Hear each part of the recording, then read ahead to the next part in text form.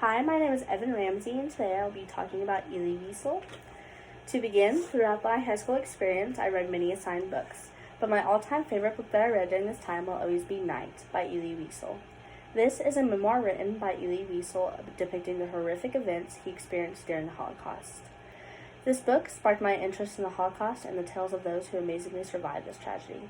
Because of this, today I will be teaching about the Holocaust survivor and renowned author, Elie Wiesel. I have divided Elie Wiesel's life into three main sections. First, his life before the Holocaust. Second, his experiences during the Holocaust. And thirdly, his life after the Holocaust. The beginning. To begin, Elie Wiesel was born in 1928 in Sehet village. Then it was at part of Hungary, but is now part of Romania. He would be born the middle child with two older sisters and one younger sister. He was the only son of both his mother and his father. His family was Jewish, and therefore he grew up devoted his time to the study of the Torah, the Jewish religious text. The Holocaust. Some background on the Holocaust so that we kind of know what we're talking about. The Holocaust had lasted from the years 1933 to 1945. This included the extermination of 6 million European Jews and other marginalized groups by the Nazi Germans. These Jews would be thrown in concentration camps where they would be starved, tortured, abused, and killed. This would only end whenever the Allied powers won World War II against Germany. The Allied powers consisting of the United States, Great Britain, and the Soviet Union. Eventually, these three would also help free some of the Jewish from the concentration camps. Elie Wiesel's life during the Holocaust. Elie Wiesel was only 15 when he and his entire family would be deported to Auschwitz-Birkenau. Tragically, upon arrival, those deported to these camps would be separated by sex and physical capability.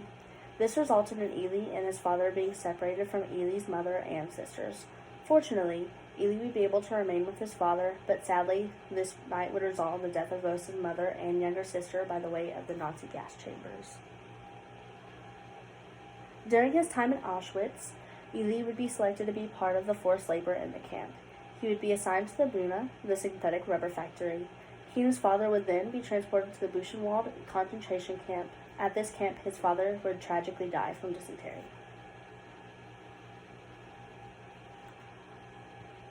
After the Holocaust.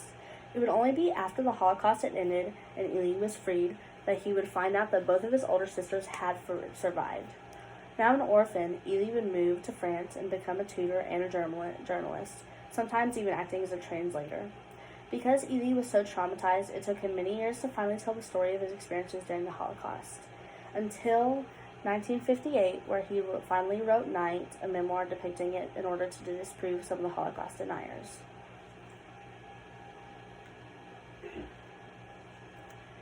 After his publication of Night, Elie would go on to write 40+ more books. Elie would also become an American citizen in the year of 1963 and would get married 6 years later. He and his wife would have a son named Shlomo after Elie's father in 1972. While Elie won many awards, the most notable is probably the Nobel Peace Prize, in which he was awarded in 1986 for writing the book Night. Sadly, after living many years of educating and advocating for people, Elie Wiesel would die of natural causes on July 2nd, 2016, at the age of 87. This marks the end of Elie Wiesel's influential life. In conclusion, Elie Wiesel is an amazing author who not only survived the tragedies of the Holocaust, but spent the rest of his life educating the world about what that experience was truly like.